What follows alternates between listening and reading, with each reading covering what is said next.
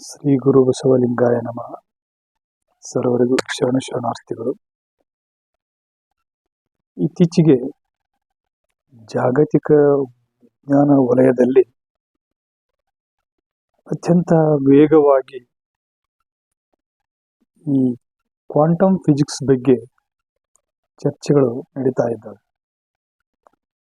ಅನೇಕ ಜನ ಕ್ವಾಂಟಮ್ ಫಿಸಿಕ್ಸಿನ ವಿಜ್ಞಾನಿಗಳು ತಾವುಗಳು ಭಾರತದ ಧಾರ್ಮಿಕ ಗ್ರಂಥಗಳನ್ನು, ವೇದ, ಉಪನಿಷತ್ತು, ಭಗವದ್ಗೀತೆ, ಬೌದ್ಧ ಧರ್ಮ ಮುಂತಾದವುಗಳಿಂದ ಪ್ರೇರಿತರಾಗಿ ಈ ಅದ್ವೈತದ ಕುರಿತಾದಂತಹ ವಿಚಾರಗಳು ಕ್ವಾಂಟಮ್ ಫಿಸಿಕ್ಸಿನ ಇತ್ತೀಚಿನ ಸಂಶೋಧನೆಯ ಅಂಶಗಳಿಗೆ ಸಾಮ್ಯತೆ ಹೊಂದುತ್ತಾ ಇವೆ. ಭಾರತೀಯ ದಾರ್ಶನಿಕ ಗ್ರಂಥಗಳಿಂದ ತಾವು ಪ್ರೇರಿತರಾಗಿದ್ದೇವೆ ಅಂತೇಳಿ ಅನೇಕ ಜನ ನೊಬೆಲ್ ಪ್ರಶಸ್ತಿ ವಿಜೇತರು ಹೇಳ್ತಾ ಬರ್ತಾ ಇದ್ದಾರೆ. ಅವರುಗಳ ಆ ಅದ್ವೈತದ ಕುರಿತಾಗಿರುವಂತಹ ವಿಚಾರಗಳು ಭಾರತೀಯ ದರ್ಶನಗಳಲ್ಲಿ ಯಥೇಚ್ಛವಾಗಿ ನಾವು ನೋಡ್ತಾ ಇದ್ದೇವೆ. ಈ ಶೂನ್ಯವಾದ ಆಗಿರಬಹುದು, ಬುದ್ಧನ, ನಾಗಾರ್ಜುನನ ಈ ಶೂನ್ಯ ಕುರಿತಾಗಿರುವಂತಹ ವಿಚಾರಗಳು ಇವತ್ತಿನ ಈ ಆಧುನಿಕ ಕ್ವಾಂಟಮ್ ಫಿಸಿಕ್ಸ್ನ ವಿಚಾರಗಳಿಗೆ ಸಮೀಪ ಬರ್ತಾ ಇದ್ದಾವೆ. ಅಲ್ಲಿ ಹೇಳ್ತಾ ಇರುವಂತಹ ಈ ಕಣ್ಣಿಗೆ ಗೋಚರಿಸುವಂತಹ ಎಲ್ಲ ಜಗತ್ತು ಮಿಥ್ಯವಾಗಿದೆ. ಇದು ಶಕ್ತಿಯ ಸಂಚಲನದ ಒಂದು ಸಂಕುಚಿತ ಕೇಂದ್ರ, ನಮ್ಮ ಕಣ್ಣಿಗೆ ಗೋಚರಿಸುವಂತ ಪ್ರಪಂಚ ಅನ್ನುವಂಥದ್ದನ್ನ ಬುದ್ಧನ ಆದಿಯಾಗಿ ಅನೇಕ ದಾರ್ಶನಿಕರು ಇದನ್ನ ಹೇಳ್ತಾ ಬಂದಿದ್ದಾರೆ. ಆದ್ರೆ ಇತ್ತೀಚಿನ ಕ್ವಾಂಟಮ್ ಫಿಸಿಕ್ಸ್ದಲ್ಲಿ ವಸ್ತುಗಳಿಂದ ಆಗಿಲ್ಲ, matter not derived from matter ಅಂತ ಹೇಳುವಂತ ಈ ವರ್ಡ್ ಏನಿದೆ ಅಲ್ಲ, ಈ ಶಬ್ದ ಏನಿದೆ ಅಲ್ಲ, ಈ ವ್ಯಾಖ್ಯೆ ಏನಿದೆ ಅಲ್ಲ, ಬಹುಶಃ ಜಗತ್ತಿನ ಈ ಭೌತಶಾಸ್ತ್ರದೊಳಗಡೆ ಒಂದು ಅಲ್ಲೋಲ ಕಲ್ಲೋಲವನ್ನು ಉಂಟು ಮಾಡಿತು. ಜನರಲ್ ಥಿಯರಿ ಆಫ್ ಫಿಸಿಕ್ಸ್ ಏನಿದೆ ಅಲ್ಲ, ಜನರಲ್ ಫಿಸಿಕ್ಸ್ ಅಲ್ಲಿ ಇರುವಂತದ್ದು ಭೌತಿಕ ವಸ್ತುಗಳನ್ನ ಅದು ಅಧ್ಯಯನ ಮಾಡೋದಕ್ಕೋಸ್ಕರವಾಗಿರುವಂತ ಒಂದು ಭೌತ ವಿಜ್ಞಾನ. ಆದ್ರೆ ಕಣ್ಣಿಗೆ ಗೋಚರಿಸಿರುವಂತ ಎಲ್ಲಾ ಭೌತಿಕ ವಸ್ತುಗಳಲ್ಲ ಅನ್ನುವಂಥದ್ದು ಏನಿದೆ ಅಲ್ಲ, ಸ್ವಲ್ಪ ಇದ್ರ ವಿವರಣೆಯನ್ನ ನೋಡ್ತಾ ಹೋದ್ರೆ ನ್ಯೂಟನ್ನ ಆದಿಯಾಗಿ ಐನ್ಸ್ಟೀನ್ ವರೆಗೂ ಸಹ ಈ ಜನರಲ್ ಫಿಸಿಕ್ಸ್ ಏನಿದೆಲ್ಲ ಬಹಳಷ್ಟು ಪ್ರಭಾವವನ್ನ ಬೀರಿತ್ತು. ಈ ಗುರುತ್ವಾಕರ್ಷಣ ಶಕ್ತಿ ಆಗಿರ್ಬೋದು, ಬೆಳಕಿನ ವೇಗ ಆಗಿರ್ಬೋದು, ಕಾಲ ಆಗಿರ್ಬೋದು, ಇವೆಲ್ಲವನ್ನು ಸಹ ನಾವು ಅಳತೆ ಮಾಡ್ತಾ ಇದ್ದೀವಲ್ಲ, ಇವೆಲ್ಲವೂ ಅಳತೆಯನ್ನ ಮೀರಿದಂತಹ ಒಂದು ಸತ್ಯ ನಮ್ಮ ಮಧ್ಯದಲ್ಲಿ ಇದೆ ಅನ್ನುವಂಥದ್ದನ್ನ ಈ ಕ್ವಾಂಟಮ್ ಫಿಸಿಕ್ಸ್ ತೋರಿಸಿಕೊಡ್ತಾ ಇದೆ. ಈ ಒಂದು ಉದಾಹರಣೆಯನ್ನು ನಾವು ತೆಗೆದುಕೊಂಡಾಗ, ಭೌತಿಕವಾಗಿರುವಂತ ಒಂದು ವಸ್ತು, ಒಂದು ಕಲ್ಲೇ ಆಗಿರ್ಬೋದು, ಮರ ಆಗಿರ್ಬೋದು, ಇದನ್ನ ನಾವು ವಿಭಜಿಸ್ತಾ ಹೋದಾಗೆ ಒಂದು ಕಲ್ಲನ್ನು ನಾವು ಪುಡಿ ಮಾಡಿಬಿಟ್ರೆ ಚಿಕ್ಕ ಚಿಕ್ಕ ಹರಳುಗಳಾಗ್ಬೋದು, ಇನ್ನಷ್ಟು ಪುಡಿ ಮಾಡಿಬಿಟ್ರೆ ಮಣ್ಣಾಗ್ಬೋದು, ಮಣ್ಣನ್ನು ಇನ್ನೊಂದು ಧೂಳಿ ಕಣಗಳಾಗ್ಬೋದು, ಧೂಳಿ ಕಣಗಳನ್ನು ನಾವು ಇನ್ನೊಂದಿಷ್ಟು ಚಿಕ್ಕದಾಗಿ ನೋಡ್ತಾ ಹೋದ್ರೆ ಅಥವಾ ಅದನ್ನ ನಾವು ಜೂಮ್ ಮಾಡಿ ನೋಡ್ತಾ ಹೋದ್ರೆ ಅದರೊಳಗಡೆ ಪರಮಾಣುಗಳು ಕಾಣಬಹುದು. ಪರಮಾಣುಗಳನ್ನ ಇನ್ನಷ್ಟು ಜೂಮ್ ಮಾಡಿ ನೋಡಿದಾಗೆ ಅಲ್ಲಿ ಪ್ರೋಟಾನ್, ನ್ಯೂಟ್ರಾನ್ ಇರುವಂತ ಒಂದು ಸೆಂಟರ್ ಪಾಯಿಂಟ್ ನ್ಯೂಕ್ಲಿಯಸ್ ಕಾಣಬಹುದು. ಅದರ ಸುತ್ತ ಇರುತ್ತೆ ಎಲೆಕ್ಟ್ರಾನ್ಸ್ಗಳು ಕಾಣಬಹುದು. ಅವುಗಳನ್ನು ಇನ್ನೂ ನಾವು ಜೂಮ್ ಮಾಡಿ ನೋಡ್ತಾ ಹೋದ್ರೆ ಅವುಗಳೆಲ್ಲವೂ ಕ್ವಾರ್ಟ್ಸ್ ರೂಪದಲ್ಲಿ ಕಾಣಿಸ್ತಾ ಇದ್ದಾವೆ, ಆಂಟಿ ಪಾರ್ಟಿಕಲ್ಸ್ಗಳು. ಅವುಗಳನ್ನ ನಾವು ನೋಡ್ತಾ ಹೋದಾಗೆ ಮಧ್ಯದಲ್ಲಿ ಏನೂ ಇಲ್ಲದೆ ಇರುವಂತಹ ಶಕ್ತಿಯ ರೂಪದ ಒಂದು ಅಲೆಗಳನ್ನ ಕಾಣುತ್ತೇವೆ. ಇದು ಆಧುನಿಕ ಭೌತ ವಿಜ್ಞಾನ ಇಲ್ಲಿವರೆಗೂ ಅದು ತನ್ನ ಒಂದು ವ್ಯಾಪ್ತಿಯನ್ನ ಪಸರಿಸಿ ಅವೆಲ್ಲ ಭೌತಿಕ ವಸ್ತುಗಳ ಒಂದು ಅಳತೆಯನ್ನ, ಅದು ಆಕರ್ಷಕ ಶಕ್ತಿಯ ಗುರುತ್ವಾಕರ್ಷಣ ಶಕ್ತಿ ಆಗಿರಬಹುದು, ಎಲೆಕ್ಟ್ರೋಮ್ಯಾಗ್ನೆಟಿಕ್ ಫೋರ್ಸ್ ಆಗಿರ್ಬೋದು, ಬೆಳಕು ಚಲಿಸ್ತಾ ಇರುವಂತಹ ದೂರ, ಬೆಳಕಿನ ಇದರಿಂದ ಉಂಟಾಗೈತಿ, ಬೆಳಕು ಏನು ಅನ್ನೋದ್ರ ಕುರಿತಾಗಿ ಭೌತಿಕವಾದಂತ ಎಲ್ಲ ಅಧ್ಯಯನಗಳನ್ನ ಭೌತಶಾಸ್ತ್ರ ಮಾಡಿತ್ತು. ಈ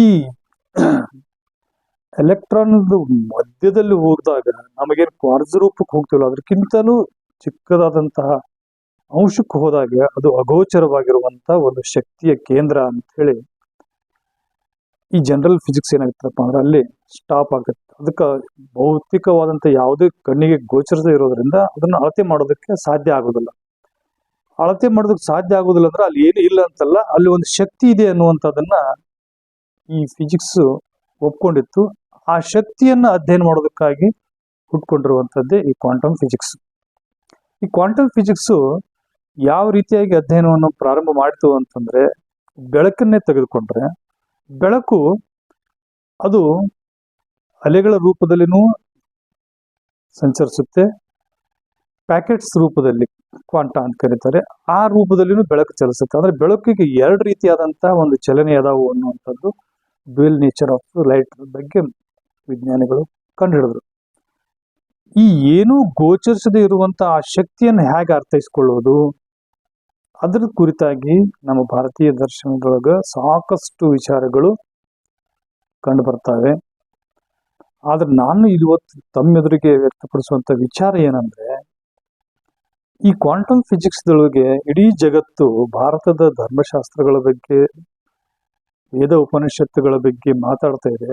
ದುರಂತ ಅಂದ್ರೆ ಅದಕ್ಕೆ ಸಮಸಮಾನವಾಗಿ ವಚನಗಳಲ್ಲಿಯೂ ಸಹ ಈ ಕ್ವಾಂಟಮ್ ಫಿಸಿಕ್ಸ್ಗೆ ಸಂಬಂಧಪಟ್ಟಂತಹ ಅಂಶಗಳನ್ನ ಹೊಂದಿರುವಂತಹ ಅನೇಕ ವಚನಗಳನ್ನ ನಾವು ನೋಡ್ತಾ ಇದ್ದೇವೆ. ಆದ್ರೆ ಜಗತ್ತಿಗೆ ಈ ವಚನಗಳನ್ನ ಪರಿಚಯಿಸೋದ್ರೊಳಗೆ ನಾವು ವಿಫಲರಾಗಿದ್ದೇವೆ. ಬನ್ನಿ ಇವತ್ತು ಕೆಲವೊಂದಷ್ಟು ವಚನಗಳನ್ನ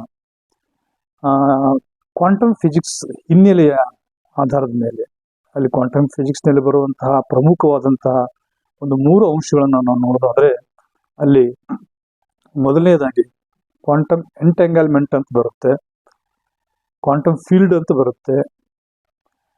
ಹೀಗೆ ಇನ್ನು ಹಲವಾರು ಹೊಸ ಹೊಸ ಪದಗಳಿಗೆ ನಾವು ಇವತ್ತೇನು ಜಗತ್ತು ನಿಬ್ಬೆರಗಾಗಿ ನೊಬೆಲ್ ಪ್ರಶಸ್ತಿಯನ್ನ ಪಡಿತಾ ಇರುವಂತಹ ಈ ಕ್ವಾಂಟಮ್ ಫಿಸಿಕ್ಸ್ ಏನಿದ್ದಾರೆ ಭೌತಶಾಸ್ತ್ರಜ್ಞರು, ಅವ್ರಿಗೆ ಒಂದ್ಸರ್ತಿ ನಾವು ವಚನಗಳನ್ನ ಪರಿಚಯ ಮಾಡಿದ್ರೆ ಅವ್ರು ಇನ್ನಷ್ಟು ನಿಬ್ಬೆರಗಾಗಿ ನಮ್ಮ ವಚನಕಾರರಲ್ಲಿ ಇರುವಂತಹ ಈ ಅದ್ವೈತದ ಜ್ಞಾನ, ಅದನ್ನ ನಾವು ಇವತ್ತು ಕ್ವಾಂಟಮ್ ನಾಲೆಜ್ ಅಂತ ಕರೀತಾ ಇದ್ದೀವಲ್ಲ, ಅದನ್ನ ವಿಚಾರ ಮಾಡಿದಾಗ ಎಷ್ಟು ಅರ್ಥಗರ್ಭಿತವಾಗಿ ಕನ್ನಡದೊಳಗ ಇಂಥ ವಿಚಾರಗಳನ್ನ ನಮ್ಮ ವಚನಕಾರರು ಹೇಳಿದ್ದಾರಲ್ಲ ಅನ್ನುವಂಥದ್ದು ನಿಜವಾಗಿಯೂ ಅದ್ಭುತವಾದಂತಹ ಚಿಂತನೆ ಇದೆ. ಇಲ್ಲಿ ಸಿದ್ದರಾಮೇಶ್ವರರು ತಮ್ಮೊಂದು ವಚನದಲ್ಲಿ ಹೇಳ್ತಾರೆ, ಆದಿಯಲ್ಲಿ ಬಯಲು ಅಂತ್ಯದಲ್ಲಿ ಬಯಲು, ಮಧ್ಯದಲ್ಲಿ ತೋರಿ ಕೆಡುವುದು ನೋಡ, ಈ ಘಟವು ತೋರಿ ತೋರಿ ಕೆಡುವುದಕ್ಕೆ ಈ ಜಗದಲ್ಲಿ ಇದೇ ದೃಷ್ಟ ನೋಡ ಕಪಿಲ ಸಿದ್ಧ ಮಲ್ಲಿಕಾರ್ಜುನ ಅಂತ ಹೇಳ್ತಾರೆ. ಎಷ್ಟು ಸ್ಪಷ್ಟವಾಗಿ ಹೇಳ್ತಾರಲ್ಲ, ಈ ಭೌತಿಕ ಜಗತ್ತು ಏನು ಕಾಣಿಸ್ತದಲ್ಲ, ಇದರ ಸೂಕ್ಷ್ಮ ರೂಪಕ್ಕೆ ಹೋಗ್ಬಿಟ್ರೆ ನಮಗಲ್ಲಿ ಬಯಲಿನೇ ಇದೆ. ಇದು ಸೈನ್ಸ್ ಒಪ್ಕೊಂಡಿರುವಂಥದ್ದು. ನೋಡೋದಕ್ಕೆ ಏನೋ ಘನ ರೂಪದಲ್ಲಿ ಕಾಣ್ತಾ ಇರುವಂತಹ ಎಲ್ಲ ವಸ್ತುಗಳಾಗಿರ್ಬೋದು, ಈ ಭೌತಿಕವಾದಂತಹ ಎಲ್ಲ ಖಗೋಳ ವಿದ್ಯಮಾನಗಳಾಗಿರ್ಬೋದು, ಭೂಮಿ ಆಗಿರ್ಬೋದು, ನಕ್ಷತ್ರ ಆಗಿರ್ಬೋದು, ಗ್ರಹಗಳಾಗಿರ್ಬೋದು, ಗ್ಯಾಲಾಕ್ಸಿಗಳಾಗಿರ್ಬೋದು, ಬ್ರಹ್ಮಾಂಡದಲ್ಲಿರುವಂತಹ ಎಲ್ಲಾ ವಸ್ತುಗಳು ಘನ ರೂಪದಲ್ಲಿ ನಮ್ಗೇನ್ ತೋರಿಸ್ತಾ ಇದ್ದಾವಲ್ಲ, ಅದ್ರ ಮಧ್ಯದಲ್ಲಿ ಏನೂ ಇಲ್ಲ. ಇವೆಲ್ಲವೂ ಎದರಿಂದ ಉಂಟಾಗ್ಯಾವಪ್ಪ ಅಂದ್ರೆ ಬಯಲಿನಿಂದಲೇ ಉಂಟಾಗಿದ್ದಾವು. ಅದನ್ನೇ ಇಲ್ಲಿ ಹೇಳ್ತಾರೆ, ಆದಿಯಲ್ಲಿ ಬಯಲು. ಬ್ರಹ್ಮಾಂಡ ಹುಟ್ಟೋಕ್ಕಿಂತ ಮೊದಲೂ ಬಯಲೇ ಇತ್ತು. ಹುಟ್ಟಿದ ಮೇಲೆ ಎಲ್ಲಾ ಗ್ರಹ ನಕ್ಷತ್ರಗಳು ಹುಟ್ಕೊಂಡವು, ಆನಂತರ ದೇಹ ಹುಟ್ಕೊಳ್ತು, ಎಲ್ಲ ಕಣ್ಣಿಗೆ ಗೋಚರಿಸುವಂತ ಎಲ್ಲ ಪ್ರಪಂಚ ಹುಟ್ಕೊಳ್ತು. ಇದ್ರ ಮಧ್ಯದಲ್ಲಿ ನಾವು ಆಳಕ್ಕೆ ಇಳಿದು ನೋಡಿದರೆ ಅಲ್ಲಿಯೂ ಸಹ ಬಯಲೇ ಇದೆ. ಅರೆ ಬಯಲಿದೆ ಅಂತ ಹೇಳ್ತೀವಿ, ಬಟ್ ಗೋಚರಿಸುತ್ತಲ್ಲ ಅಂತಂದ್ರೆ ಅದನ್ನ ಹೇಳ್ತಾರ ಅವರು, ಆದಿಯಲ್ಲಿ ಬಯಲು ಅಂತ್ಯದಲ್ಲಿ ಬಯಲು, ಮಧ್ಯದಲ್ಲಿ ತೋರಿ ಕೆಡುವುದು ನೋಡ ಈ ಘಟವು. ಈ ಘಟ ಅಂದ್ರೆ ಈ ದೇಹ ಏನದಲ್ಲ, ಇದೆಲ್ಲ ಮಧ್ಯದಲ್ಲಿ ತೋರ್ತಾ ಇದೆಯಲ್ಲ, ಇದನ್ನ ನೋಡಿಕೊಂಡು ನಾವು ಕನ್ಫ್ಯೂಸ್ ಆಗ್ತಾ ಇದ್ದೀವಿ, ಇದನ್ನೇ ಸತ್ಯ ಅಂತ ಅನ್ಕೊಳ್ತಾ ಇದ್ದೀವಿ. ಇದ್ರ ಆಚೆ ಏನದಲ್ಲ, ಈ ತೋರಿಕೆಯ ಜಗತ್ತೇನಿದಲ್ಲ, ಇದು ಸತ್ಯ ಅಲ್ಲ. ಶಂಕರಾಚಾರ್ಯರು ಜಗತ್ ನಿತ್ಯ ಬ್ರಹ್ಮ ಸತ್ಯ ಅಂತ ಹೇಳಿದ್ರು. ಕಣ್ಣಿಗೆ ನಾವ್ ಏನ್ ಕಾಣಿಸುತ್ತಲ್ಲ ಇದು ಸತ್ಯ ಅಲ್ಲ, ಇದರ ಒಳಗಡೆ ಇಳಿದಾಗ ಅದು ಮಿಥ್ಯೆ ಅಂತ ಅರ್ಥ ಆಕೈತಿ. ಗೋಚರಿಸುವಂತ ಬಣ್ಣಗಳಿಗೂ ಬಣ್ಣಗಳಿಲ್ಲ. ಯಾವುದೇ ಬಣ್ಣ ಬಣ್ಣದ ಹೂವು ಕಾಣಿಸ್ತಾ ಅಂದ್ರೆ ಆ ಹೂವಿನೊಳಗಿರುವಂತ ಬಣ್ಣ ನಿಜವಾದ ಬಣ್ಣ ಅಲ್ಲ. ನೀವು ಮೈಕ್ರೋಸ್ಕೋಪಿಕ್ ಆಗಿ ನೋಡಿದಾಗ ಅದು ಬಣ್ಣ ಕಾಣಲ್ಲ. ಅದು ಬೆಳಕಿನಿಂದ ಚದುರುವಿಕೆಯಿಂದ ಉಂಟಾಗಿರುವಂತದ್ದು. ಹೀಗೆ ಘನವಸ್ತುಗಳು ಘನವಸ್ತುಗಳಲ್ಲ, ಅವುಗಳು ಸಹ ಉಂಟಾಗಿರುವಂತದ್ದು ಆ ಶಕ್ತಿಯ ಒಂದು ಭಾಗ. ಅದನ್ನ ಯೂನಿವರ್ಸಲ್ ಎನರ್ಜಿ ಅಂತ ಕರಿತೇವೆ. ಅದನ್ನ ಕಾನ್ಶಿಯಸ್ ಅಂತ ಹೇಳಿ ಅದು ಮತ್ತೊಂದು ಭಾಗದಾಗ ನೋಡೋಣ. ಹೀಗೆ ಈ ತೋರಿ ತೋರಿ ಕೆಡುವುದಕ್ಕೆ ಈ ಜಗದಲ್ಲಿ ಇದೇ ದೃಷ್ಟ ನೋಡ. ಈ ರೀತಿಯಾಗಿರುವಂತಹ ಬಯಲಿನೇ ಸತ್ಯ ಇದೆ. ಬಯಲಿನ ಸಂಕಲಿತ ರೂಪದೊಳಗೆ ಏನಪ್ಪ ಅಂತಂದ್ರೆ ನಮ್ಗೆ ಇದು ಜಗತ್ತು ಗೋಚರಿಸುತ್ತೆ. ಇದನ್ನೇ ಅಲ್ವಾ ಕ್ವಾಂಟಮ್ ಫಿಸಿಕ್ಸ್ ಹೇಳ್ತಾ ಇರೋದು. ಅಲ್ಲಮ ಪ್ರಭುಗಳು ಹೇಳ್ತಾರ ನೋಡ್ರಿ, ಘಟಪಟದ ಭಿತ್ತಿಯಂತೆ ಭಿನ್ನವೆಂಬ ಹಾಗೆ ಇರುವುದು ತಿಳಿದು ನೋಡಿದಡೆ ಭಿನ್ನ ಉಂಟೆ. ಹೊರಗಡೆದೊಂದು ವಸ್ತು, ನಾನೊಂದು ಬೇರೆ, ಅದು ಬೇರೆ, ಇದು ಬೇರೆ, ಇಲ್ಲಿ ಒಂದು ಟೇಬಲ್ ಬೇರೆ, ಪೆನ್ ಬೇರೆ, ಇವೆಲ್ಲ ಭಿನ್ನ ಭಿನ್ನವಾಗಿ ತೋರಿಸ್ತಾವಲ್ಲ. ಕ್ವಾಂಟಮ್ ಎಂಟಂಗಲ್ಮೆಂಟ್ ಹೇಳ್ತಾರೆ, ಜಗತ್ತಿನಲ್ಲಿರುವಂತಹ ಎಲ್ಲವೂ ಸಹ ಒಂದೇ ಒಂದು ತತ್ವದಿಂದ ಉಂಟಾಗ್ಯಾವ. ಇವತ್ತು ನಮ್ದು ಈ ದೇಹ ಅನ್ನುವಂಥದ್ದು 120 ಟ್ರಿಲಿಯನ್ ಸೆಲ್ಸ್ ನಿಂದ ಉಂಟಾಗಿದೆ. ಈ 120 ಟ್ರಿಲಿಯನ್ ಸೆಲ್ಸ್ ಎಲ್ಲಿಂದ ಬಂದವು? ಕೇವಲ ಜೀವ ಉಂಟಾಗಬೇಕಾದಾಗ ತಾಯಿಯ ಗರ್ಭದಲ್ಲಿ ಒಂದೇ ಸೆಲ್ಸ್ ನಿಂದ ಉಂಟಾಗಿರುವಂಥದ್ದು. ಆ ಒಂದು ಸೆಲ್ಲು ಅದು ಮ್ಯೂಟೇಷನ್ಸ್ ಆಗಿ ಈ ಪ್ರಮಾಣದಾಗ ದೇಹ ಬೆಳೆದು 120 ಟ್ರಿಲಿಯನ್ ಸೆಲ್ಸ್ಗಳನ್ನ ಉಂಟಾಗಿರುವಂತಹ ಈ ದೇಹ ಹೊರಗಡೆ ಕಾಣ್ತಾ ಇರುವಂತ ಕಲ್ಲು ಮಣ್ಣುಗಳಲ್ಲಿರುವಂತಹ ಸೆಲ್ಸ್ಗಳಿಗಿಂತ ಭಿನ್ನವಾಗಿಲ್ಲ. ಯಾಕಂದ್ರೆ ಆ ಸೆಲ್ಸ್ಗಳನ್ನು ಉಂಟಾಗಿರುವಂತಹದ್ದು ಬಿಗ್ ಬ್ಯಾಂಗ್ ಥಿಯರಿ ಏನ್ ಹೇಳ್ತದಲ್ಲ, ಅವಾಗನೂ ಸಹ ಒಂದೇ ಒಂದು ತತ್ವದಿಂದ ಬಂದಿರುವಂತಹದ್ದು. ಹಾಗಾಗಿ ಘಟಪಟದ ಭಿತ್ತಿಯಂತೆ ಭಿನ್ನವೆಂಬ ಹಾಗೆ ಇರುವುದು ತಿಳಿದು ನೋಡಿದಡೆ ಭಿನ್ನ ಉಂಟೆ ಇಲ್ಲವೇ ಅಂತ ಹೇಳ್ತಾರೆ. ಕ್ವಾಂಟಮ್ ಫಿಸಿಕ್ಸ್ ಅವರು ಅದನ್ನ ಹೇಳ್ತಾರೆ, ಒಂದು ಮರ ಮತ್ತೊಬ್ಬ ಮನುಷ್ಯನ ಮಧ್ಯದಲ್ಲಿ ಏನು ಭಿನ್ನತೆ ಇಲ್ಲ. ಅದರೊಳಗೆ ಸಂಚರಿಸ್ತಾ ಇರುವಂತ ಶಕ್ತಿನೇ ನಮ್ಮೊಳಗೆ ಸಂಚರಿಸುವಂತ ಶಕ್ತಿ ಇದೆ. ಅವೆರಡು ಶಕ್ತಿಗಳು ಒಂದಕ್ಕೊಂದು ಯಾವ ರೀತಿಯಾದಂತ ಸಂಪರ್ಕ ಸಾಧಿಸ್ತಾವಪ್ಪ ಅಂತಂದ್ರೆ ಅದನ್ನ ಎಂಟಂಗಲ್ಮೆಂಟ್ ಅಂತ ಕರೀತಾರೆ. ಅಂದ್ರೆ ಸಂಬಂಧ ಇದೆ. ಈ ಪ್ರಪಂಚದಲ್ಲಿ ಇರುವಂತ ಎಲ್ಲ ಜೀವಿಗಳು, ವಸ್ತುಗಳು ಎಲ್ಲವೂ ಒಂದಕ್ಕೊಂದು ಸಂಬಂಧವನ್ನು ಕಲ್ಪಿಸಿಕೊಂಡಿರುವಂತದ್ದೇ. ಭಿನ್ನತೆ ಅನ್ನುವಂಥದ್ದು ಇಲ್ಲ. ಅದನ್ನ ಹೇಳ್ತಾರ, ಘಟದೊಳಗಣ ಬಯಲು, ಪಟದೊಳಗಣ ನೂಲು, ಭಿತ್ತಿಯ ಮೃತ್ತಿಕೆಯಂತೆ ಒಂದರಲ್ಲದೆ ಎರಡಿಲ್ಲ, ದೇಹಿಗಳೊಳಗೆ ಗುಹೇಶ್ವರನಲ್ಲದೆ ಮತ್ತಾರೂ ಇಲ್ಲ. ಈ ವಚನಗಳು ಇವತ್ತು ನಾವು ಈ ಕ್ವಾಂಟಮ್ ಫಿಸಿಕ್ಸ್ ವಿಜ್ಞಾನಿಗಳಿಗೆ ತಿಳಿಸ್ಕೊಡ್ಬೇಕಾಗಿದೆ. ಎಷ್ಟು ಸ್ಪಷ್ಟವಾಗಿ ಹೇಳ್ತಾರ ಅವರು. ಘಟದೊಳಗಣ ಬಯಲು, ಪಟದೊಳಗಣ ನೂಲು. ಈ ಒಂದು ವಸ್ತ್ರದಾಗಿರುವಂತ ವಸ್ತ್ರ ಕಾಣಿಸ್ತದೆ ನಮ್ಮ ಕಣ್ಣಿಗೆ, ಬಟ್ ಈ ವಸ್ತ್ರದಾಗಿರುವಂತ ಒಂದೊಂದು ನೂಲುಗಳಿಂದ ವಸ್ತ್ರ ಆಗೈತಿ. ಕಣ್ಣಿಗೆ ದೇಹ ಕಾಣಿಸ್ತಾ ಇದೆ. ಈ ದೇಹ ಎದರಿಂದ ಆಗೈತಪ್ಪ ಅಂತಂದ್ರ ಒಳಗಡೆ ಇರುವಂತ ಬಯಲು, ಆ ನೂಲಿನೊಳಗೂ ಬಯಲೇ ಇದೆ. ನಮ್ಮ ದೇಹದೊಳಗಿರುವಂತ ಪ್ರತಿಯೊಂದು ಕಣದೊಳಗೂ ಸೆಲ್ಸ್ನೊಳಗೂ ಬಯಲೇ ಇದೆ. ಭಿತ್ತಿಯ ಮೃತ್ತಿಕೆಯಂತೆ ಒಂದಲ್ಲದೆ ಎರಡಿಲ್ಲ. ಒಂದು ನೀರು, ಒಂದು ಐಸ್ ಕ್ಯೂಬ್ ಭಿನ್ನ ಭಿನ್ನವಾಗಿ ಕಾಣ್ತದೆ, ಬಟ್ ಎರಡರೊಳಗಿರುವಂತ ತತ್ವ ಒಂದೇ. ಹೀಗೆ ದೇಹಿಯೊಳಗೆ ಗುಹೇಶ್ವರನಲ್ಲದೆ ಮತ್ತಾರೂ ಇಲ್ಲ ಅಂತ ಹೇಳ್ಬೇಕಾದಾಗ ಇದು ನಮಗೆ ಕ್ವಾಂಟಮ್ ಫಿಸಿಕ್ಸಿನ ಬೇಸಿಕ್ ರೂಲ್ಸ್ ಅನ್ನ ಇಲ್ಲಿ ವಚನ ನಮಗೆ ತೋರಿಸುತ್ತೆ. ಹಾಗಾದ್ರೆ ಈ ಬಯಲು ಅನ್ನುವಂಥದ್ದು ಒಂದು ಶಕ್ತಿಯ ಸಂಚಲನ. ಅದು ಯಾಗದ ಅಣುವಿನ ಅಂತರಂಗದೊಳಗಿರುವಂತಹ ಶಕ್ತಿಯ ಸಂಚಲನ, ಅದು ಬಯಲೇ. ಆಕಾಶದಲ್ಲಿರುವಂತಹ ಆಕಾಶ ಕಾಯಗಳ ಮಧ್ಯದಲ್ಲಿರುವಂತಹ ಶಕ್ತಿಯ ಸಂಚಲನವೂ ಬಯಲೇ. ವಚನಕಾರರು ಕೊಟ್ಟಿರುವಂತಹ ಶಬ್ದ ಬಯಲು ಅನ್ನುವಂಥದ್ದು ಅದು ಯೂನಿವರ್ಸಲ್ ಕಾನ್ಶಿಯಸ್, ಮತ್ತೆ ಬೇರೆ ಏನೂ ಅಲ್ಲ ಅದು. ಅಥವಾ ಈ ಗುರುತ್ವಾಕರ್ಷಣ ಶಕ್ತಿ ಅಂತ ಕರಿತೀವಲ್ಲ, ಆ ಗುರುತ್ವಾಕರ್ಷಣ ಶಕ್ತಿ ನಮ್ಗೆ ಕಣ್ಣಿಗೆ ಕಾಣಿಸಲ್ಲ, ಬಟ್ ಆ ಶಕ್ತಿ ಇದೆ. ಹಾಗೆ ಇಲೆಕ್ಟ್ರಿಕಲ್ ವೈರ್ದೊಳಗಡೆ ಎಲೆಕ್ಟ್ರಿಸಿಟಿ ಪಾಸ್ ಆಗ್ತಿರ್ತೈತೆ, ಬಟ್ ಅದು ಕಣ್ಣಿಗೆ ಕಾಣಿಸಲ್ಲ. ಬಟ್ ಹಾಗೆ ಕಣ್ಣಿಗೆ ಕಾಣದೆ ಇರುವಂತ ಸ್ಥಿತಿಗೆ ನಾವೇನು ಕರಿತೀವಪ್ಪ ಅಂದ್ರೆ ಶಕ್ತಿ ಅಂತ ಕರಿತೀವಿ. ಆ ಶಕ್ತಿಯನ್ನ ಗೋಚರಿಸುವ ರೂಪದಾಗ ಆಗಿರುವಂತವುಗಳೇ ವಸ್ತುಗಳು. ಇದನ್ನು ಸಹ ಐನ್ಸ್ಟೀನರ್ E=mc² ಸೂತ್ರದಾಗ ನಾವೆಲ್ಲ ಅದನ್ನ ಅರ್ಥೈಸ್ಕೊಂಡಿವಿ. ಎನರ್ಜಿಯನ್ನ ಮಾಸ್ ಆಗಿ ಕನ್ವರ್ಟ್ ಮಾಡಬಹುದು, ಮಾಸ್ ಅನ್ನ ಎನರ್ಜಿಯಾಗಿ ಕನ್ವರ್ಟ್ ಮಾಡಬಹುದು ಅಂತ ಹೇಳಿ. ಇಲ್ಲಿ ಅದನ್ನೇ ವಚನಕಾರರು ಎಷ್ಟು ಸ್ಪಷ್ಟವಾಗಿ ಹೇಳ್ತಾರೆ ಬಸವಣ್ಣವರು. ಬಯಲ ರೂಪ ಮಾಡಬಲ್ಲಾತನೇ ಶರಣ. ಆ ರೂಪ ಬಯಲು ಮಾಡಬಲ್ಲಾತನೇ ಲಿಂಗಾನುಭಾವಿ. ಬಯಲು ರೂಪ ಮಾಡಲರಿಯದಿದ್ದರೆ ಎಂತು ಶರಣನೆಂಬೆ. ಆ ರೂಪ ಬಯಲು ಮಾಡಲದಿದ್ದರೆ ಎಂತು ಲಿಂಗಾನುಭಾವಿ ಎಂಬೆ. ಈ ಉಭಯ ಒಂದಾದಡೆ ನಿಮ್ಮಲ್ಲಿ ತೆರವುಂಟೆ ಕೂಡಲ ಸಂಗಮ ದೇವ. ಎಷ್ಟು ಸ್ಪಷ್ಟವಾಗಿ ಹೇಳ್ತಾರಂದ್ರೆ, ಐನ್ಸ್ಟೀನ್ ರವರ E=mc² ಸೂತ್ರಕ್ಕೆ ಸಮೀಪವಾಗಿರುವಂತಹ ಅದೇ ಭಾವವನ್ನು ಹೊಂದ್ಕೊಂಡಿರುವಂತಹ ವಚನ ಇದು. ರೂಪವನ್ನ ಬಯಲನ್ನ ರೂಪ ಮಾಡುವಂತದ್ದು. ಇದನ್ನೇ ಕ್ವಾಂಟಮ್ ಫಿಸಿಕ್ಸ್ ನೊಳಗಡೆ ನಾವೇನ್ ಕರಿತೀವಪ್ಪ ಅಂದ್ರ, ಈ ಜಗತ್ತಿನೊಳಗಿರುವಂತಹ ಈ ಶಕ್ತಿನೇ ವಸ್ತುಗಳ ರೂಪದೊಳಗಿದೆ, ವಸ್ತುವಿನೊಳಗಿರುವಂತಹ ಶಕ್ತಿನೇ ಜಗತ್ತಿನೊಳಗಿದೆ. ನಮಗೆಲ್ಲ ಇದರ ಅನುಭವ ಆಗಿದೆ. ಈಗಾಗಲೇ ನ್ಯೂಕ್ಲಿಯರ್ ಬಾಂಬ್ ತಯಾರು ಮಾಡಿದಾಗ ಅಣುವಿನೊಳಗಿರುವಂತಹ ಶಕ್ತಿ ಎಷ್ಟು ಪ್ರಮಾಣದಲ್ಲಿ ಇದೆ ಅನ್ನುವಂಥದ್ದು, ಶಕ್ತಿ ಮಾಸನ್ನ ಎನರ್ಜಿ ಕನ್ವರ್ಟ್ ಮಾಡಿದಾಗ ಆಗುವಂಥದ್ದನ್ನ ಜಗತ್ತು ಕಂಡುಕೊಂಡಿದೆ. ಹಾಗೆ ಇಲ್ಲಿ ವಚನಕಾರರು ಸಹ ಅದೇ ಭಾವದಿಂದ ಹೇಳ್ತಾರಂದ್ರೆ, ಅವರಿಗೂ ಸಹ ಜಗದ ಚಾಲನಾ ಶಕ್ತಿಯನ್ನ ವಸ್ತುವಿನ ರೂಪದಲ್ಲಿ ಮತ್ತು ವಸ್ತುವಿನ ಒಳಗಡೆ ಇರುವಂತಹ ಜಗದ ಚಾಲನಾ ಶಕ್ತಿಯನ್ನ ಅವ್ರು ಅರಿತಿದ್ರು ಅನ್ನೋದನ್ನ ನಾವು ಅರ್ಥಕೊಳ್ಬೇಕು. ಹಾಗಾದ್ರೆ ಈ ಜಗತ್ತಿನ ಈ ಚಾಲನಾ ಶಕ್ತಿಯನ್ನ ಅವರು ರೂಪದೊಳಗಡೆ ಮಾಡಿಕೊಟ್ರು. ಇನ್ನೊಂದು ವಚನದಲ್ಲಿ ಸಿದ್ದರಾಮೇಶ್ವರ ಅಂತ ಇದನ್ನು ಬಹಳ ಸ್ಪಷ್ಟಪಡಿಸ್ತಾರೆ. ಆಕಾಶ ಪಾಷಾಣ ಮಾಡಬಲ್ಲಾದಡೆ ಯೋಗಿ.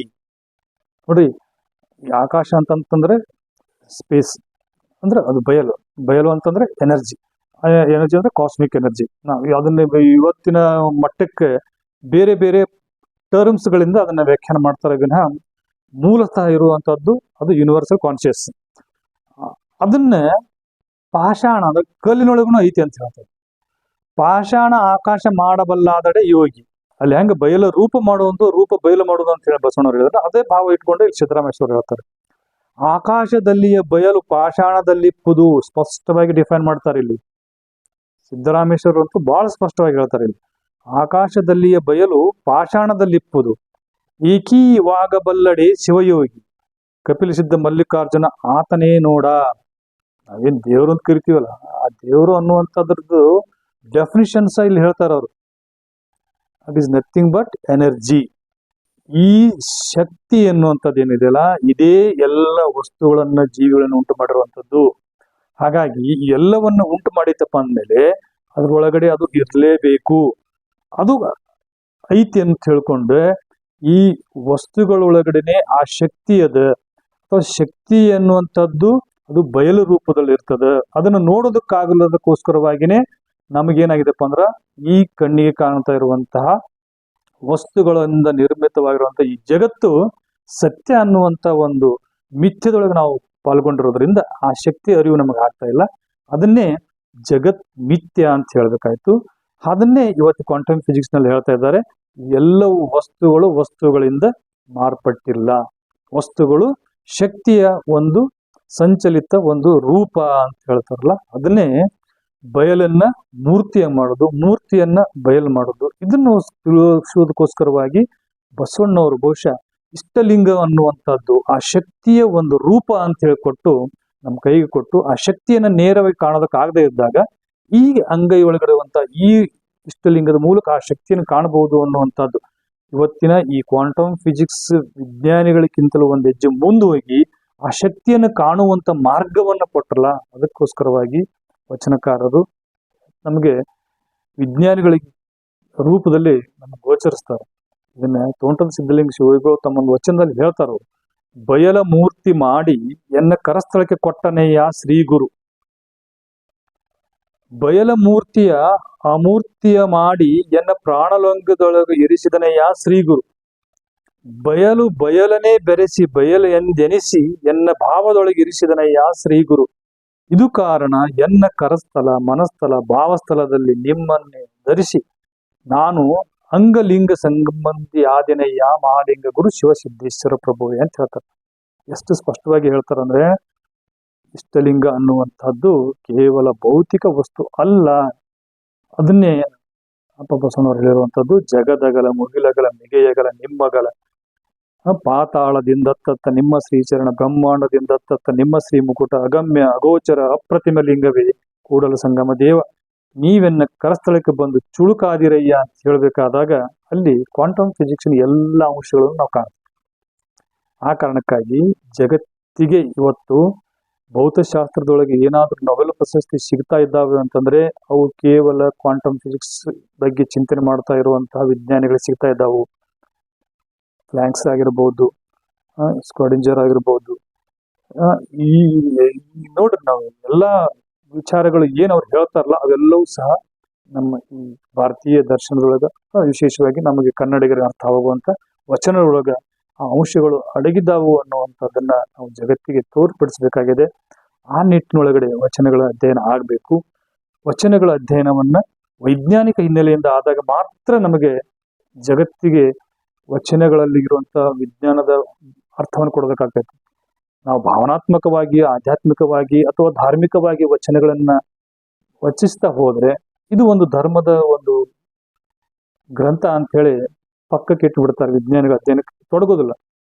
ಆದ್ರೆ ಅಲ್ಲಲ್ಲಿರುವಂತ ಅಂಶಗಳು, ವೈಜ್ಞಾನಿಕ ಅಂಶಗಳು ಇದ್ದಾವೆ ಅನ್ನೋದನ್ನ ನಾವು ಇವತ್ತು ಜಗತ್ತಿಗೆ ತೋರಿಸೋದು ಅನಿವಾರ್ಯ ಆಗಿದೆ. ಅರಿವಿನ ಮಾರ್ಕಂದೇವ್ರು ಹೇಳ್ತಾರೆ, ಬಯಲು ಬಯಲ ನೋಡಿ ಕಾಬುದಿನ್ನೇನು, ರೂಪ ನೋಡಿ ಕಾಬುದಿನ್ನೇನು, ರೂಪು ಹಿಡಿಯಬಾರದು ಬಯಲು ಅರಿಯಬಾರದು. ಎಷ್ಟು ಕಷ್ಟ ಹೇಳ್ತಾರೆ ನೋಡ್ರಿ. ರೂಪ ಹಿಡಿಯಬಾರದು, ಬಯಲು ಅರಿಯಬಾರದು, ಬಯಲು ರೂಪಿಂಗೆ ಹೊರಗು, ರೂಪ ಬಯಲಿಂಗೆ ಹೊರಗು, ಉಭಯವನ್ನರಿತಲ್ಲಿ ಸದಾಶಿವಲಿಂಗ ಮೂರ್ತಿ ಒಳಗು ಅಂತ ಹೇಳ್ತಾರೆ. ಎಷ್ಟು ಸ್ಪಷ್ಟವಾಗಿ ವಚನಗಳೊಳಗ ಇಂತಹ ಅಂಶಗಳನ್ನ ಹಿಡಿದಿಟ್ಟಿದ್ದಾರಲ್ಲ. ಸಮಗ್ರವಾಗಿ ನಮಗೆ ಸಿಕ್ಕಿರುವಂತ 22,000 ವಚನದೊಳಗೆ 330 ಕಡೆ ಬಯಲು ಅನ್ನುವಂಥ ಶಬ್ದವನ್ನು ಬಳಸಿ ವಚನಕಾರರು ವಚನ ರಚನೆ ಮಾಡಿದ್ದಾರೆ. ಅಂದ್ರೆ ಅವ್ರಿಗೆ ಈ ಬಯಲು ಅನ್ನುವಂಥದ್ದನ್ನ ಅವರು ಅರ್ಥೈಸ್ಕೊಂಡಾಗ ಮಾತ್ರ ಇಂತಹ ಒಂದು ವಿಚಾರಗಳು ಹೊರಹೊಮ್ಮೋದಕ್ಕೆ ಸಾಧ್ಯ ಆಗ್ತೈತಲ್ಲ. ನಾವೆಲ್ಲ ಹೊರಗೆ ನೋಡ್ತಾ ಇದ್ದೀವಿ ಅಷ್ಟೇ ಬಯಲು ಅಂತ ಅನ್ಕೊಂತೀವಿ. ಅದು ಅಲ್ಲ, ನಮ್ಮ ಒಳಗಡೆನೂ ಬಯಲಿದೆ. ನಾವು ಏನು 120 ಟ್ರಿಲಿಯನ್ ಸೆಲ್ಸ್ಗಳಿಂದ ಉಂಟಾಗಿವಲ್ಲ, ಪ್ರತಿ ಸೆಲ್ಸ್ನೊಳಗಡೆನೂ ಬಯಲಿದೆ. ಅಂದ್ರೆ ಟೋಟಲಿ ನಾವು 120 ಟ್ರಿಲಿಯನ್ ಸೆಲ್ಸ್ಗಳಿಂದ ಉಂಟಾಗಿರುವಂತ ನಮ್ಮ ಸೆಲ್ಸಿನ ಒಳಗಡೆನೆ ಬಯಲೈತಪ್ಪ ಅಂದ್ರೆ ಆಟೋಮೆಟಿಕ್ ಆಗಿ ನಾವು ಸಹ ಬಯಲಿನ ಒಂದು ಭಾಗವೇ ಆಗ್ತೀವಿ. ಹಾಗಾಗಿ ನಮ್ಮ ಒಳಗಡೆ ನೋಡ್ಕೊಂಡ್ರು ಬಯಲು, ಹೊರಗಡೆ ನೋಡ್ಕೊಂಡ್ರು ಬಯಲು. ಬಯಲು ಅಂತಂದ್ರೆ it is nothing but A cosmic energy. ಹಾಗಾಗಿ ನಮ್ಮಲ್ಲಿ ಇರುವಂತ ನಾವೆಲ್ಲರೂ ಸಹ ಕಾಸ್ಮಿಕ್ ಎನರ್ಜಿ ಒಂದು ಭಾಗವೇ. ಕಾಸ್ಮಿಕ್ ಎನರ್ಜಿ ಅಂತಂದ್ರೆ ಇಡೀ ವಿಶ್ವದಲ್ಲಿ ಸಂಚರಿಸ್ತಾ ಇರುವಂತ ಒಂದು ಅಂತಿಮ ಸತ್ಯ, ಅಂತಿಮ ಶಕ್ತಿ ಅದು. ಹಾಗಾಗಿ ನಾವು ಭಿನ್ನತೆಯಿಂದ ನೋಡಾದ್ರೆ, ನಾನು ಬೇರೆ, ವಸ್ತು ಬೇರೆ, ಅವ್ರು ಬೇರೆ, ಇವ್ರು ಬೇರೆ, ಆ ದೇವ್ರು ಬೇರೆ, ಅಲ್ಲಿರುವಂತ ಶಕ್ತಿ ಬೇರೆ ಅಂತ ನೋಡಬಾರ್ದು. ನಾವೆಲ್ಲರೂ ಸಮಗ್ರವಾಗಿದ್ದೇವೆ ಅನ್ನುವಂಥದ್ದನ್ನ ಈ ಯೂನಿವರ್ಸಲ್ ಕಾನ್ಶಿಯಸ್ನೆಸ್ ಪ್ರಜ್ಞೆಯಿಂದ ನಾವು ವಚನಗಳನ್ನ ನೋಡ್ತಾ ಹೋದ್ರೆ, ಜಕ್ಕಣ್ಣಯ್ಯ ಅವ್ರು ಹೇಳ್ತಾರಲ್ಲ, ಹೊರಗೆ ನೋಡಿದಡೆ ಬಯಲು, ಒಳಗೆ ನೋಡಿದಡೆ ಬಯಲು, ಊರೊಳಗೆ ಹಾವು ಇಲ್ಲ, ಕೇರಿಯೊಳಗೆ ಕರುವು ಇಲ್ಲ, ಊರ ಕೇರಿಯ ನುಂಗಿತ್ತು ಒಂದು ಇರುವೆ, ಆ ಇರುವೆ ಹೋಯಿತ್ತು ತಾನು ತಾನದ್ದಲ್ಲಿ ಜೇಂಕಾರದಿಂದ ಪ್ರದೇಶ. ಅಂದ್ರೆ ಡಿಫ್ರೆನ್ಸ್ ಅನ್ನೋದೇ ಇಲ್ಲ ಅಂತ ನಾವೆಲ್ಲರೂ ಸಹ ಈ ಒಂದು ಬಯಲಿನ ಒಂದು ರೂಪದೊಳಗೆ ಇದ್ದೀವಿ. ದಯವಿಟ್ಟು ಈ ವಿಚಾರಗಳನ್ನು ನಾವು ಹೆಚ್ಚು ಹೆಚ್ಚು ಈ ಇವತ್ತಿನ ಈ ಕ್ವಾಂಟಮ್ ಫಿಸಿಕ್ಸ್ ಅಧ್ಯಯನ ಮಾಡ್ತಾ ಇರುವಂತ ವಿಜ್ಞಾನಿಗಳಿಗೆ ತಲುಪಿಸ್ಬೇಕು. ಅವರು ವಚನ ಓದಿದ್ರೆ ನಿಜವಾಗಿಯೂ ನಿಬ್ಬೆರಗಾಗ್ತಾರೆ. ಯಾಕಂತಂದ್ರೆ ಎಷ್ಟು ಸ್ಪಷ್ಟವಾಗಿ, ಸರಳವಾಗಿ ಇಂತಹ ವಿಚಾರಗಳನ್ನ ಇವತ್ತು ಎದ್ರ ಕುರಿತಾಗಿ ಅಧ್ಯಯನ ನಡೀತಾ ಇದೆ ಭೌತಶಾಸ್ತ್ರದೊಳಗೆ, ಅದ್ರ ಬಗ್ಗೆನೇ ಹೇಳಿರುವಂತಹ ಸ್ಪಷ್ಟ ವಿಚಾರಗಳು ವಚನದೊಳಗೆ ಇದ್ದಾವಲ್ಲ. ನಾವು ಆ ಹಿನ್ನೆಲೆಯಿಂದ ವಚನಗಳನ್ನ ಜಾಗತಿಕ ಮಟ್ಟಕ್ಕೆ ಪರಿಚಯಿಸಬೇಕಲ್ಲ. ದಯವಿಟ್ಟು ನೋಡಿ, ಅಲ್ಲಂ ಪ್ರಭುಗಳು ಹೇಳ್ತಾರೆ, ಕಾಣಬಾರದ ಲಿಂಗವು ಕರಸ್ಥಳಕ್ಕೆ ಬಂದಡೆ ಎನಗಿದು ಸೋಜಿಗ. ಸ್ಪಷ್ಟ ಹೇಳ್ತಾರೆ, ಕಾಣಬಾರದ ಲಿಂಗವು ಅಂದ್ರೆ ಬಯಲಿನ ರೂಪ ಮಾಡದೆ ನೋಡೋದಕ್ ಆಗ್ತಾ ಇರ್ದಿಲ್ಲ. ಎನರ್ಜಿಯನ್ನು ನೋಡಕ್ಕಾಗಲ್ಲ. ಇವತ್ತು ಗುರುತ್ವ ಶಕ್ತಿ ನೋಡಕ್ಕಾಗಲ್ಲ, ನಾವು ಫೀಲಿಂಗ್ ಮಾಡ್ತೀವಿ ಅಷ್ಟೇ. ಮೇಲೆ ಎಷ್ಟೊಂದು ಕಲ್ಲು ತಳಗುತ್ತಪ್ಪ ಅಂದ್ರೆ ಅಲ್ಲಿ ಗುರುತ್ವ ಶಕ್ತಿ ಫೀಲ್ ಮಾಡ್ತೀವಿ, ಬಟ್ ಅದನ್ನ ನೋಡಕ್ಕಾಗಲ್ಲ. ಈ ನೋಡ್ರಿ ಅನ್ನುವಂಥದ್ದನ್ನ ರೂಪದೊಳಗೆ ನಮಗೆ ಜ್ಞಾನವನ್ನು ಕೊಟ್ರಲ್ಲ, ಅದನ್ನ ಹೇಳ್ತಾರೆ, ಕಾಣಬಾರದ ಲಿಂಗವು ಕರಸ್ಥಳಕ್ಕೆ ಬಂದಡೆ ಎನಗಿದ ಸೋಜಿಗ, ಎನಗಿದ ಸೋಜಿಗ, ಅಹುದಲೆಮ್ಮೆನು ಅಲ್ಲನೆಮ್ಮೆನು, ವೈಶ್ವರಲಿಂಗ ನಿರಾಳ ನಿರಾಕಾರ, ಬಯಲು ಆಕಾರವಾದಡೆ. ಇಷ್ಟಲಿಂಗಕ್ಕೆ ಹೇಳ್ತಾರ ಅವರು. ಈ ಬಯಲು ಅನ್ನುವಂಥದ್ದು ನೋಡಕ್ಕಾಗಿದಲ್ಲ, ಬಸವಣ್ಣವರು ಈ ಬಯಲನ್ನು ನೋಡುವಂಥದ್ದನ್ನ ಲಿಂಗ ರೂಪದಲ್ಲಿ ಕೊಟ್ರಲ್ಲ. ಅಂದ್ರೆ ಇದ್ರ ಮೂಲಕವಾಗಿ ನಾವು ಬಯಲನ್ನು ಕಾಣಬಹುದಲ್ಲ, ಕಂಡಿದ್ದಾರೆ ಅನ್ನೋದಕ್ಕೆ ಅನೇಕ ಜನ ವಚನಕಾರರು ತಮ್ಮ ಇದ್ರ ವಚನದಲ್ಲಿ ಹೇಳ್ತಾರ ಅವರು. ಅಂದ್ರೆ ಅದನ್ನ ಬಯಲನ್ನ ಅವ್ರು ಯಾವ ರೀತಿಯಾಗಿ ಫೀಲಿಂಗ್ ಮಾಡಿದ್ದಾರೆ, ಅನುಭವಿಸಿದ್ದಾರೆ. 12ನೇ ಶತಮಾನ ಅಲ್ಲ, 17ನೇ ಶತಮಾನಕ್ಕೆ ಬಂದ್ರು ಸಹ ಅನೇಕ ವಚನಕಾರರು ತಮ್ಮ ಆ ಒಂದು ಬಯಲನ್ನ ಅನುಭವಿಸಿರುವಂತದ್ದನ್ನ ಅವ್ರು ಹೇಳ್ತಾರೆ. ತೋಂಟ ಸಿದ್ಧಲಿಂಗೇಶ್ವರ ಹೇಳ್ತಾರೆ, ಒಳಗೆ ನೋಡಿದರೆ ಒಳಗೆ ಬಯಲು, ಹೊರಗೆ ನೋಡಿದರೆ ಹೊರಗೆ ಬಯಲು ನೋಡ, ನೆನೆದೆನೆಂದರೆ ಮನ ಬಯಲು, ನೆನೆಸಿಕೊಂಡನೆಂದರೆ ನೀನಿಲ್ಲವಾಗಿ ನಾನೂ ಬಯಲು, ನೀನು ಬಯಲು ನೋಡ, ಭಾವಿಸಿಕೊಂಬ ವಸ್ತುವಿಲ್ಲವಾಗಿ ಭಾವ ಬಯಲೆಂದು ನೋಡ, ಮರಹು ನಷ್ಟವಾಗಿತ್ತು, ಅರುಹು ಶೂನ್ಯವಾಗಿತ್ತು ನೋಡ ಮಹಾಲಿಂಗ ಗುರು ಸಿದ್ದೇಶ್ವರ ಪ್ರಭು. ಹೀಗೆ ಬಯಲು ಅನ್ನುವಂಥದ್ದನ್ನು ಕುರಿತಾಗಿ ಅನೇಕ ವಚನಕಾರರು ಎಷ್ಟು ಸ್ಪಷ್ಟವಾಗಿ ಹೇಳ್ಯಾರಪ್ಪ ಅಂತಂದ್ರ ಅವ್ರು ಅನುಭವಿಸಿದ ಮೇಲೆ ಆ ವಚನ ಬರೆಯೋದಕ್ಕೆ ಸಾಧ್ಯತೆ ಆಗೈತಲ್ಲ. ಅವರು ಅನುಭವಿಸಿದ್ದನ್ನೇ ಇವತ್ತಿನ ಕ್ವಾಂಟಮ್ ಫಿಸಿಕ್ಸ್ ಒಳಗಡೆ ಅನುಭವಿಸ್ತಾ ಇದ್ದಾರಲ್ಲ. ಈ ಅನುಭವಿಸಿರುವಂತಹದ್ದು ಕ್ವಾಂಟಮ್ ಫಿಸಿಕ್ಸ್ ಅನುಭವಿಸಿರುವಂತಹದ್ದನ್ನ ಅವರು ಜಗತ್ತಿಗೆ ತೋರಿಸ್ತಾ ಇದ್ದಾಗ ಇಡೀ ಜಗತ್ತೇ ನಿಬ್ಬೆರಗಾಗ್ತಾ ಇದೆ. ಹೌದಲ್ಲ, ನಾವು ಕಣ್ಣಿಗೆ ಗೋಚರಿಸಿದಂತ ವಸ್ತುಗಳು ಅವುಗಳು ನಿಜವಾಗಿಯೂ ಭೌತಿಕ ವಸ್ತುಗಳಲ್ಲ, ಅವುಗಳು ಒಂದು ಶಕ್ತಿಯ ರೂಪ ಅನ್ನುವಂಥದ್ದನ್ನ ಜಗತ್ತು ಗಾಬರಿ ಆಗ್ತಾ ಇದೆ. ಬಟ್ ಇದನ್ನು ವಚನಕಾರರು ಹೇಳಿದಾಗ ಯಾರಿಗೂ ಅರ್ಥನ ಆಗ್ಲಿಲ್ಲ. ಯಾಕಂದ್ರೆ ಆ ಮಟ್ಟಕ್ಕೆ ನಾವು ಪ್ರಚಾರ ಮಾಡಲಿಲ್ಲ, ಆ ಮಟ್ಟಕ್ಕೆ ಜನಸಾಮಾನ್ಯರಿಗೆ ವಚನಕಾರರ ವಿಚಾರಗಳನ್ನು ತಲುಪಿಸ್ಲಿಲ್ಲ. ಇಲ್ಲಿ ಹೇಳ್ತಾರೆ ಅವರು, ಬಯಲು ಅಂತ ತಕ್ಷಣ ನಾವು ಕೇವಲ ವ್ಯಾಕ್ಯೂಮ್ ಸ್ಪೇಸ್ ಅಷ್ಟೇ ಅಂತಲ್ಲ.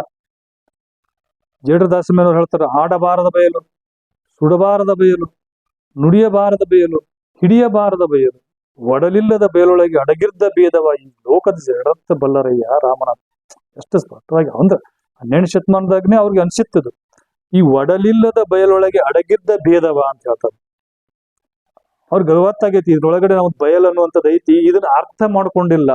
ಈ ಲೋಕದ ಜನರೆತ್ತ ಬಲ್ಲರಯ್ಯ ಅಂತ ಹೇಳ್ಬೇಕಾದಾಗ ಸುಮಾರು 900 ವರ್ಷಗಳ ಹಿಂದೆ ಹೇಳಿಟ್ಟಿರುವಂತದನ್ನ ಇವತ್ತು ಕ್ವಾಂಟಮ್ ಫಿಸಿಕ್ಸ್ ಒಳಗಡೆ ಆ ಬಯಲು ಅಂದ್ರೆ ಏನು ಅನ್ನೋದನ್ನ ಅರ್ಥ ಮಾಡ್ಕೊಳ್ಳೋದಕ್ಕೆ ಹೋಗ್ತಾ ಇದ್ದಾರೆ. ಸುಮಾರು ಎಷ್ಟೋ ದೂರಗಳು, ಗ್ಯಾಲಾಕ್ಸಿಯಿಂದ ಗ್ಯಾಲಾಕ್ಸಿಗಳ ದೂರ ಇರುವಂತಹ 2 ಅಟಮ್ಸ್ಗಳು ಎಂಟ್ಯಾಂಗಲ್ಮೆಂಟ್ ಆಗ್ತಾವು ಅಂತಂದ್ರೆ ಒಂದಕ್ಕೊಂದು ಪರಸ್ಪರ ಬೆಸೆದುಕೊಂಡು ಇಲ್ಲಿ ಏನು ಪರಿವರ್ತನೆ ಆದ್ರೆ ಅಲ್ಲಿ ಪರಿವರ್ತನೆ ಆಗ್ತೈತಿ. ಅದು ಎಷ್ಟೋ ಡಿಸ್ಟೆನ್ಸ್ ಇರ್ಬೋದು, ಅಲ್ಲಿ ಟೈಮ್ ಅನ್ನುವಂಥದ್ದು ಸಹ ನಿಲ್ಲಾಗ್ತದೆ. ಆ ರೀತಿಯಾದಂತಹದನ್ನ ಇವತ್ತು ವಿಜ್ಞಾನಿಗಳು ಜಗತ್ತಿಗೆ ತೋರಿಸ್ತಾ ಇದ್ದಾರಲ್ಲ. ಕ್ವಾಂಟಮ್ ಫೀಲ್ಡ್ ಬಗ್ಗೆ ಮಾತಾಡ್ತಾ ಇದ್ದಾರಲ್ಲ, ಕ್ವಾಂಟಮ್ ಎಂಟ್ಯಾಂಗಲ್ ಬಗ್ಗೆ ಮಾತಾಡ್ತಾ ಇದ್ದಾರಲ್ಲ. ಇಂತಹ ವಿಚಾರಗಳು ನಮ್ಮ ವಚನದೊಳಗೆ ಕಾಣಿಸ್ತಾ ಇದ್ರೂ ಸಹ ನಾವು ಕಣ್ಣಿದ್ದು ಕೂಡರಾಗಿದ್ದೀವಲ್ಲ. ಇದನ್ನ ಅರ್ಥೈಸೋದಕ್ಕೋಸ್ಕರವಾಗಿ ನಾವು ಜಗತ್ತಿಗೆ ವಚನಗಳನ್ನ ಪರಿಚಯಿಸಲೇಬೇಕು.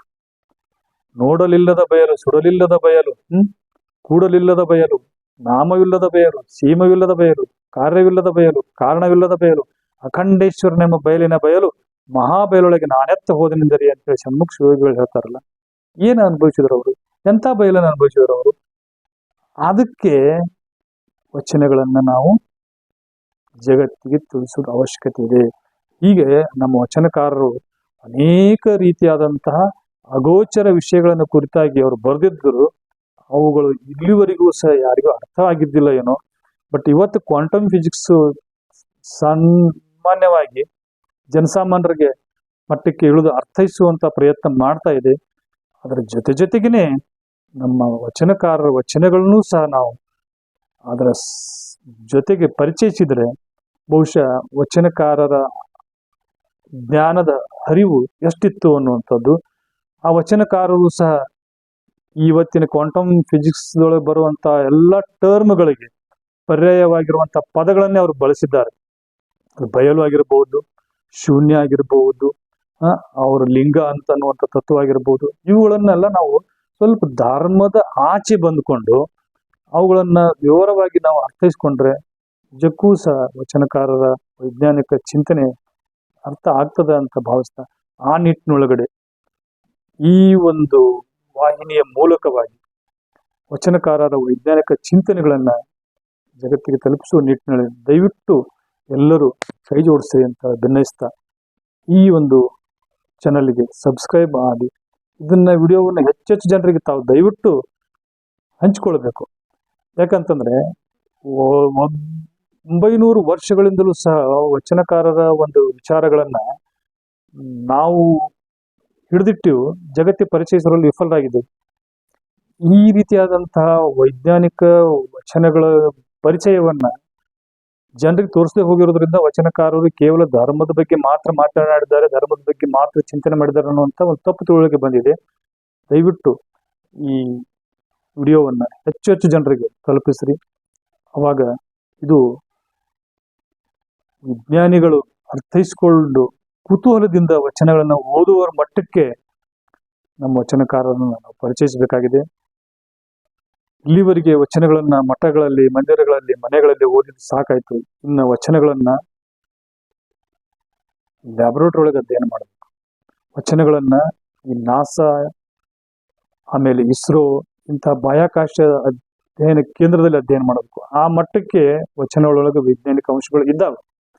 ಅದನ್ನ ಅಧ್ಯಯನ ಮಾಡೋದಕ್ಕೆ ಅವ್ರಿಗೆ ಪರಿಚಯಿಸೋದಕ್ಕೂ ನಾವು ಮಾಡ್ಬೇಕಾಗುತ್ತೆ, ನೀವು ಮಾಡ್ಬೇಕಾಗಿರುವಂತ ಒಂದು ಚಿಕ್ಕ ಕೆಲಸ ಏನಪ್ಪಾ ಅಂದ್ರೆ ಈ ವಿಡಿಯೋವನ್ನ ಹೆಚ್ಚು ಹೆಚ್ಚು ಜನರಿಗೆ ಶೇರ್ ಮಾಡ್ರಿ. ತಮ್ಮ ಅನಿಸಿಕೆಗಳು ಏನಾದರೂ ಇದ್ರೆ ಕಮೆಂಟ್ಸ್ ಬಾಕ್ಸ್ನಲ್ಲಿ ದಯವಿಟ್ಟು ಸಲಹೆಗಳನ್ನು ಕೊಡ್ರಿ. ಇಂತಹ ಅನೇಕ ವಚನಕಾರರ ವೈಜ್ಞಾನಿಕ ವಿಚಾರಗಳನ್ನು ಹಂಚಿಕೊಳ್ಳೋದಕ್ಕೆ ತಾವು ದಯವಿಟ್ಟು ಪ್ರಯತ್ನಿಸ್ತಾ ಇರುವಂತಹ ಇಂತಹ ಅನೇಕ ಯೂಟ್ಯೂಬರ್ಸ್ಗಳಿಗೆ ತಾವು ಪ್ರೋತ್ಸಾಹವನ್ನು ನೀಡಬೇಕು ಅಂತ ಹೇಳ್ತಾ ಈ ಚಾನಲ್ಗೆ ಸಬ್ಸ್ಕ್ರೈಬ್ ಆಗಿರಿ. ಇಂತಹ ಅನೇಕ ವಚನಗಳ ವಿಚಾರಗಳನ್ನು ನಾನು ಈಗಾಗಲೇ ವಚನ ವಿಜ್ಞಾನ ಅಥವಾ ಸ್ಪಿರಿಚುವಲ್ ಸೈನ್ಸ್ ಅನ್ನುವಂಥ ಈ ಯೂಟ್ಯೂಬ್ ಚಾನಲ್ದಲ್ಲಿ ಸಾಕಷ್ಟು ವಿಡಿಯೋಗಳನ್ನು ಅಪ್ಲೋಡ್ ಮಾಡಲಾಗಿದೆ. ಅವುಗಳೆಲ್ಲವನ್ನ ತಾವು ಗಮನಿಸ್ತಾ ವಚನಕಾರರ ವೈಜ್ಞಾನಿಕ ಚಿಂತನೆಗೆ ಬೆಂಬಲಿಸ್ತೀರಿ ಅಂತ ಆಶಿಸ್ತಾ ಮತ್ತೊಮ್ಮೆ ತಮ್ಮೆಲ್ಲರಿಗೂ ಶರಣಾರ್ಥಿಗಳು.